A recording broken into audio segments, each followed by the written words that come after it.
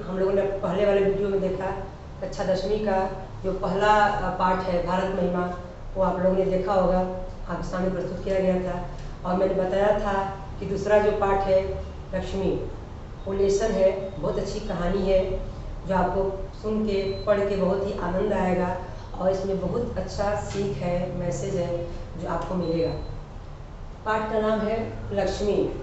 लक्ष्मी बच्चों, आप लक्ष्मी नाम सुन के आप सोचोगे कि लक्ष्मी जो धन की देवी माता होती हैं उनसे तात्पर्य, लेकिन यहाँ पर ये धन की देवी माता से तात्पर्य नहीं है। इस पाठ में लक्ष्मी नाम की एक गाय है और उस गाय के बारे में ही पूरी कहानी लिखी गई है, इसीलिए इस पूरी कहानी का ही नाम है लक्ष्मी।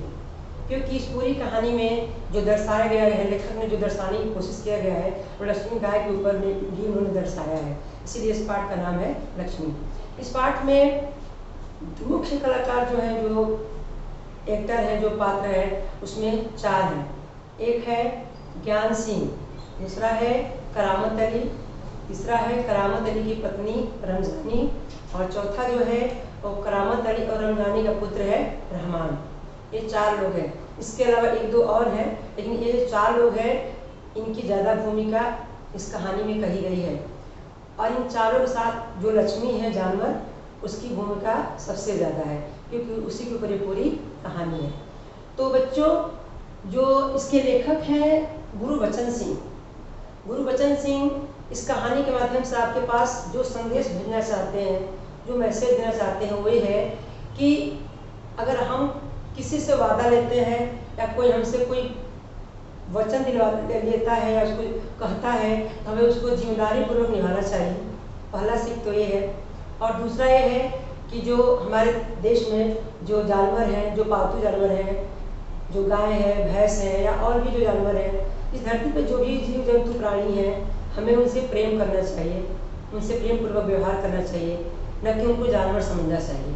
वो भी इस धरती के भगवान की बनाई हुई रचना में आते हैं, सृष्टि की रचना में आते हैं। जैसे कि कहा गया है वसुधैव कुटुम्बकम, यानी वसुधैव मतलब धरती, कुटुंब मतलब परिवार, ये पूरी धरती एक परिवार है।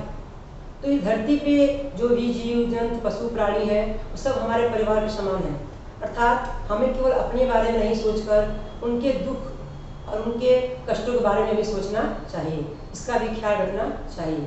तो लेखक इसी संदेश को, इसी मैसेज को आप तक पहुंचाना चाहते हैं और यही सीख इस कहानी में दिया गया है। बच्चों, मैं कहानी शुरू करती हूँ। कहानी की शुरुआत कैसे होती है कि रहमान जो है वो लक्ष्मी जो गाय है उसको तैस में आकर, यानी बहुत ही गुस्से में आकर उसके ऊपर 4 डंडे बरसा देता है। डंडे बरसाना मतलब क्या होता है? डंडे से उसको पीटता है और लक्ष्मी डंडे के मार खाकर इतनी भयभीत हो जाती है कि वह लगती है उछलने कूदने, उसके पास कोई भी जाता है तो वहाँ से भागने की कोशिश करती है और अपने गले की रस्सी को तोड़कर खूंटे से छुड़वा कर सोचती है कि मैं भाग जाऊँ, और बहुत ही भयभीत और डरी रहती है। पहला पैराग्राफ में है। दूसरे पैराग्राफ में यह है कि यह बात जो रहमान का पिता है करामत अली, वह सुनता है। वह 2-4 दिनों से अस्वस्थता की स्थिति में रहता है, अर्थात अस्वस्थ मतलब बीमार रहता है और वह चारपाई पर घर में पड़ा रहता है। लेकिन जब यह बात सुनता है कि रहमान ने लक्ष्मी को बहुत पीटा है या उसके ऊपर डंडे बरसाए हैं, तो वह धीरे धीरे से चलते हुए, चारपाई से उठ करके चलते हुए बथान तक आता है। और एक शब्द आया है बथान। बथान मतलब होता है घर से दूर जानवरों के रहने के लिए जो जगह बनाया जाता है उसको बथान बोलते हैं, उसको गाँव में बथान बोलते हैं। करामत अली वहाँ तक जाता है। वहाँ जाकर लक्ष्मी को देखता है, उसके ऊपर हाथ सहलाता है, उसको पुचकारता है। पुचकारता मतलब प्यार से प्यार देता है, उसको सराहता है, उसके माथे पे हाथ फेरता है। और जब लक्ष्मी इस चीज़ को महसूस करती है तो उसके शरीर में एक सिहरन से जुड़ जाती है, तब लक्ष्मी उसको अच्छा महसूस करती है, बहुत ही सुकून उसको मिलता है। और ऐसा करते हुए करामत अली के मुँह से यह निकलता है, ओह कमबख्त ने कितनी बेदर्दी से पीटा है।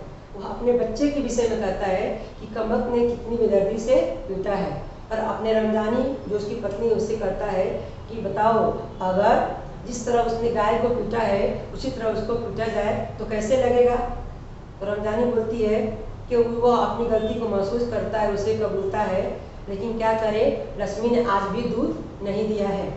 करामत अली कहता है कि लक्ष्मी ने दूध नहीं दिया है तो क्या उसे पीटा देना चाहिए, उसे पीटना आवश्यक है। दूध नहीं देने का मतलब क्या हुआ कि उसको मारा जाएगा। रंगानी कुछ नहीं बोलती है, कुछ क्षण वैसे ही खड़ी रहती है और बाद में कहती है करामत अली से, देखो जरा पैर संभाल कर धीरे से आना, नहीं तो बाद में कमर सिकवाते रहोगे। कमर सिकवाते रहोगे एक शब्द आया है। कमर सिकवाने मतलब क्या होता है, कमर को गरम गरम सेक देना। तो वहाँ रंगानी कहने मतलब ये है कि करामत अली बीमार है, अगर वह धीरे से नहीं चलेगा, अपने शरीर को नहीं संभालेगा तो कहीं गिर गया तो उसके कमर में चोट आ जाएगी, तो उसको कमर को सिकवाना पड़ेगा, उसको गरम गरम कपड़े से या लेप लगाना पड़ेगा, सेकना पड़ेगा। इसीलिए उसने कहा कि कमर सिकवाते रहोगे। करामत अली ने फिर लक्ष्मी के पीठ पर हाथ फेरा और मुंह में, उसके मुंह में कुछ कुछ बड़बड़ाने लगा। देखो लक्ष्मी, रहमान से गलती हो गई, उसने तुझे मार दिया, वो बहुत ही मूर्ख है, पर क्या किया जाए। अब तो डेयरी फार्म मतलब जो होते हैं ना मवेशी डॉक्टर लोग, जो डेयरी जैसा आपको पता ही है, जहाँ दूध रखा जाता है, दूध बिक्री का जो जगह होता है उसको डेयरी बोलते हैं। तो डेयरी फार्म के डॉक्टर ने भी लक्ष्मी को कहा था कि यह इसका अंतिम साल है, अर्थात लक्ष्मी अब इसके बाद दूध नहीं दे सकती है, वह बूढ़ी हो गई थी। जैसे कि बच्चों, जानवर जो होते हैं उनकी आयु मनुष्यों की अपेक्षा बहुत ही कम होती है।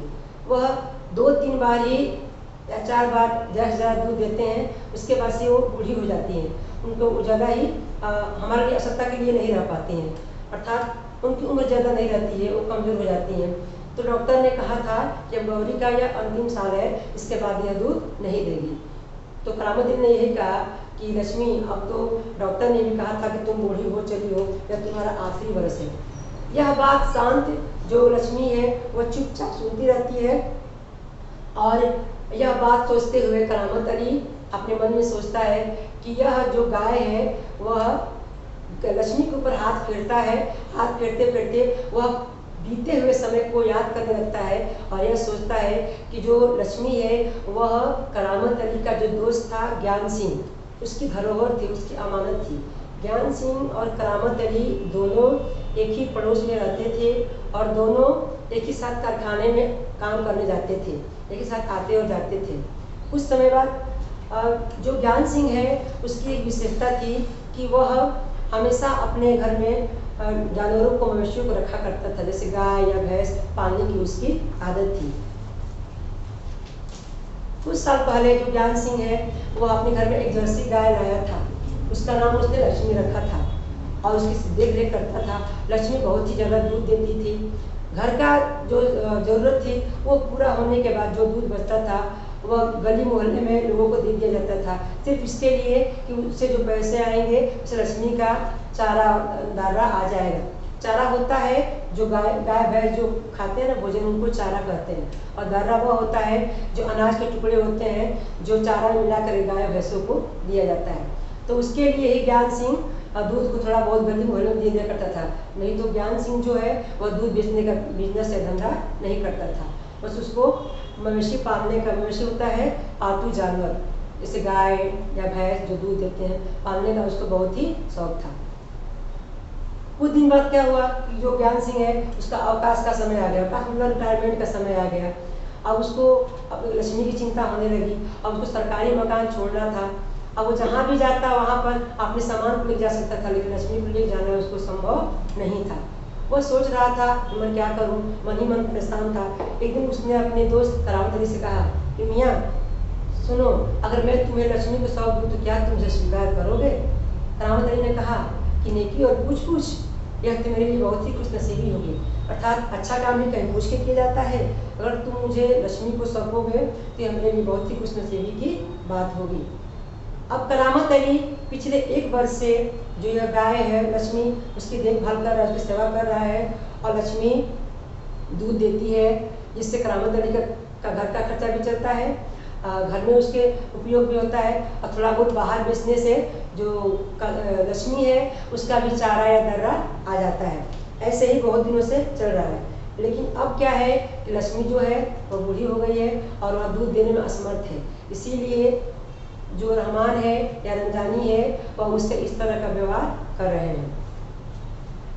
करामत अली लक्ष्मी की पीठ पर रोगन लगाने के बाद भी उसको इत्मीनान नहीं हुआ, उसको चैन नहीं मिला कि लक्ष्मी को अच्छा लगा कि नहीं लगा। वो बहुत ही बेचैन था जिस तरह रहमान ने उसको पीटा था। वो उसके सिर पर हाथ फेरता रहा।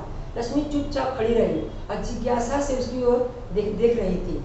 करामत अली को लगा जैसे लक्ष्मी कहना चाहती हो कि यदि मैं तुम्हारे काम की नहीं हूँ तो तुम मुझे आज़ाद कर दो, मैं यह घर छोड़कर कहीं चली जाऊँगी। अब बच्चों, आप सोचोगे कि गाय ऐसा कैसे सोच सकती है। जैसे कि आप देखे हैं कि अगर हम किसी जानवर को अपने घर में पाल लेते हैं तो उनसे हमारा रिश्ता बन जाता है। वो भले कुछ नहीं बोलते हैं, फिर भी हम उनके आंखों को या चेहरे को देख करके हम उनके अंदर के भाव को समझ जाते हैं। जैसे मुंबई शहर में ज़्यादातर लोग कुत्ता को पालते हैं और आप देखे होंगे जो लोग कुत्ता को पालते हैं वो देखते हैं कुत्ता का भाव समझ जाते हैं, या कुत्ता फिर उनके भावनाओं को हर क्रिया कर्म को समझ जाता है। उसी तरह जो लोग गाय पालते हैं वो भी उनके भावनाओं को, उनके मनोभाव को वो तो नहीं पाते हैं, फिर भी उनके भावों को हम समझ लेते हैं कि वो ऐसा महसूस कर रहे हैं। उसी तरह करामत अली भी ऐसा सोच रहा था कि लक्ष्मी ऐसा कह रही है, अगर मैं तुम्हारे काम की नहीं हूँ तो तुम मुझे यहाँ से हटा क्यों नहीं देते हो, मुझे छोड़ क्यों नहीं देते हो। दूसरे दिन करामत अली ड्यूटी पर जाने की तैयारी में रहता है तो रमजानी कहती है कि रहमान के अब्बा, लक्ष्मी आज भी दूध नहीं दी है, अगर ये दूध नहीं देगी तो इसका क्या करेंगे। यह बात सुनकर जो करामत अली है वो एकदम चुपचाप रहता है, कुछ जवाब नहीं देता है और ड्यूटी के लिए निकल जाता है। परंतु रास्ते में वह सोचता रहता है, रमजानी की बात को सोचता रहता है। वह कहती है कि इतनी महंगाई में अपना खर्चा तो चलता नहीं है, तो रमजानी के खर्चे के लिए 300-350 महीने के आएंगे, वो कैसे हम निकालेंगे। यह बात वो रात भर सोचता रहता है। रमजानी यह बात कह रही है कि लक्ष्मी दूध नहीं देती है, बात तो सही है, यही सोच रहा था। तभी अचानक उसका एक दोस्त है, मित्र है, नईम मिल जाता है और उससे पूछता है कि क्यों करामत अली परेशान दिख रहे हो। तो वह बोलता है नहीं परेशान तो नहीं हूँ। फिर भी वो समझ जाता है, बोलता है तुम जरूर परेशान हो, बताओ क्या कारण है। तो करामत अली अपने जो अंदर उसके अंदर परेशानी है वो नईम से बोलता है, नईम को बताता है, शेयर करता है। तो नईम कहता है इसमें परेशानी की क्या बात है, तुम गाय को बेच दो, बड़ी समस्या दूर हो जाएगी।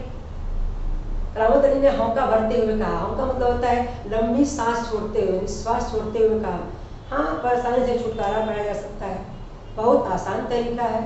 कहा हाँ सही बात है, अगर बेच देंगे तो परेशानी तो खत्म ही हो जाएगी, छुटकारा मिल ही जाएगा, लक्ष्मी को बेच दिया जाए। वह नईम के पास से हटकर अपने काम में जुट जाता है, लेकिन वह नईम के बात से सहमत नहीं होता है और वहाँ से अलग हट जाता है और अपने काम में लग जाता है। करामत अली रात का गया, सवेरे कारखाने से घर लौटा। रात की ड्यूटी से घर लौटने पर ही वो लक्ष्मी को धोता था मतलब उससे दूध निकालता था, दूध धोता था। घर में घुसते ही उसने रमजानी से पूछा, क्या लक्ष्मी को अभी तक चारा नहीं दिया। रमजानी बोली, रहमान से कहा तो था, तुम दोनों की मर्जी होती तो गाय अब चारा खा चुकी होती, अगर वह दूध नहीं दे तो क्या उसे भूखा रखेंगे। कहते हुए करामत कटा हुआ पुआल, खली और दर्रा आदि ले जाकर लक्ष्मी के लिए सानी तैयार करने लगा। दर्रा मैंने बताया है जो अनाज के टुकड़े होते हैं, खली वह होता है जो राई होता है, सरसों, उसको जब उससे तेल निकालते हैं तो उसका जो बचा हुआ हिस्सा होता है उसको बोलते हैं खली।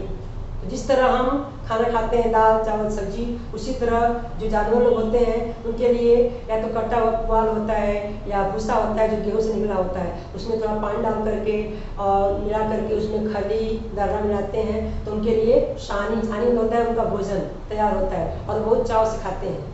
और वही उनको हम सूखा वो चीज़ देंगे तो उनको अच्छा नहीं लगेगा, जैसे कि हम सूखा चावल को उनको दे देते उनको कैसा लगेगा, उसी तरह तो उनको ऐसा तैयार किया जाता है, सब मिला करके खली और दर्रा मिला करके तो उनको टेस्टी भोजन बनता है और वो चाव से खाते हैं। तो वही खली दर्रा और कटा हुआ पुआल मिला करके जो करामत अली है वो लक्ष्मी के लिए सानी तैयार कर देता है और उसके सामने दे देता है।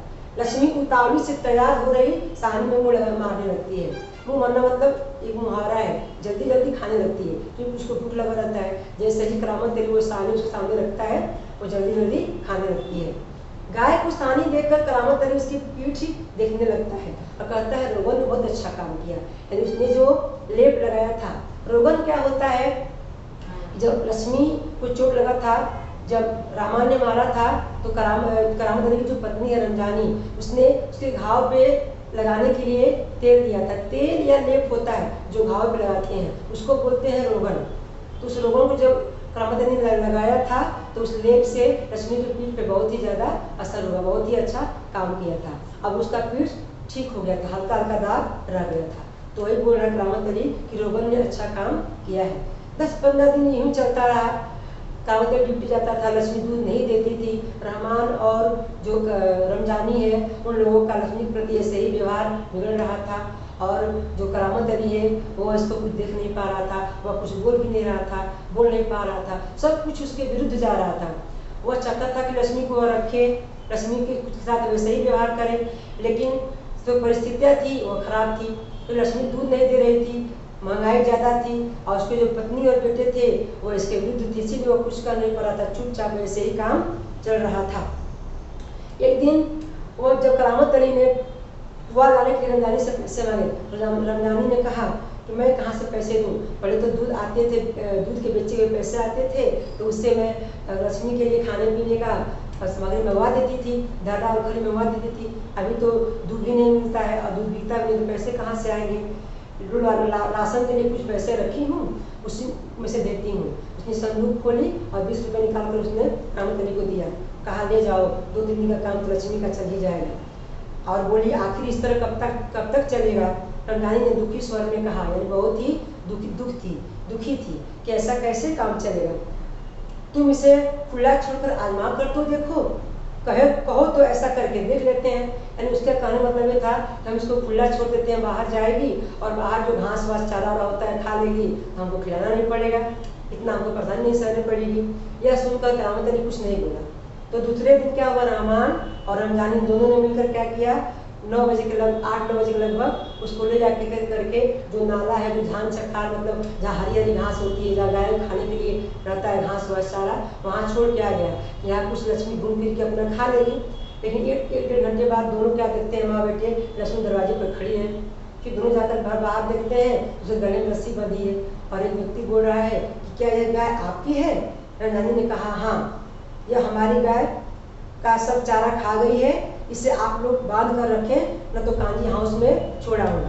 कांजी हाउस उसे कहते हैं जो सरकारी मवेशी खाना है, जहाँ जो लावारिस जिनको कोई पूछता नहीं है, ऐसे जो जानवर होते हैं उनको ले जाकर रख दिया जाता है, वहाँ उनको अच्छे से देखभाल भी नहीं किया जाता है, उसको बोलते हैं कांजी हाउस। रमजानी चुप खड़ी आगंतुक की बातें सुनती रही। आगंतुक मतलब जो आया हुआ व्यक्ति था, जो आए हुए मेहमान होते हैं, कोई व्यक्ति होता है उसको बोलते हैं आगंतुक, जो नया आया हुआ व्यक्ति होता है। दोपहर बाद जब करामत अली ड्यूटी से घर लौटा और नहा धोकर कुछ नाश्ते के लिए बैठा तो रमजानी उससे बोली, मेरी मानो तो इसे बेच दो। फिर बेचने की बात कहती हो, कौन खरीदेगा इस बुढ़िया को। किसी से कहा भी है शाम को वो तुमसे मिलने आएगा। रमजानी ने कहा कि रहमान जो है वह किसी से बात कर लिया है, वह शाम को तुमसे मिलने आएगा। करामत अली सुनकर खामोश रहा। उसे लग रहा था कि जो कुछ भी हो रहा है वो उसके खिलाफ हो रहा है, फिर भी वो कुछ बोल नहीं पा रहा था। करामत अली यह अनुभव करते हुए कि लक्ष्मी की चिंता अब किसी को नहीं है, वह खामोश था, चुपचाप था। उठा और घर में जो सूखा चारा पड़ा हुआ था, कटा हुआ, वह ले जाकर के लक्ष्मी के सामने डाल दिया। लक्ष्मी ने चारा को सूंघा अर्थात उसको महका, उसका सुगंध लिया और फिर उसकी तरफ निराशपूर्ण, बहुत ही निराशा से की आंखों से देखने लगी, जैसे कहना चाहती हो, मालिक यह क्या, आज क्या मेरे फांकने को यह सूखा चारा ही है, दर्रा खली कुछ नहीं। करामत अली उसके पास से उठकर मुंह हाथ धोने के लिए गली के नुक्कड़ नल की ओर चल पड़ा। रात के 7-8 बजे थे। उसी समय रहमान एक व्यक्ति को अपने घर लेके आया। करामत अली ने उस व्यक्ति को देखा, उसको देखते ही वह पहचान गया और उससे पूछा, क्या तुम गाय खरीदने आए हो। उसने जवाब में कहा, हाँ, बूढ़ी गाय है, दूध नहीं देती। तो क्या हुआ, तुम इसे लेकर क्या करोगे। मैं कहीं और बेच दूंगा, यह तुम्हारा पुराना धंधा है, मैं जानता हूँ, मुझे तुम्हें गाय नहीं बेचनी। करामत मियाँ ने उसे कोरा जवाब दे दिया, यानी साफ साफ जवाब दे दिया, क्लियर जवाब दे दिया, मुझे तुम्हें गाय नहीं बेचनी है।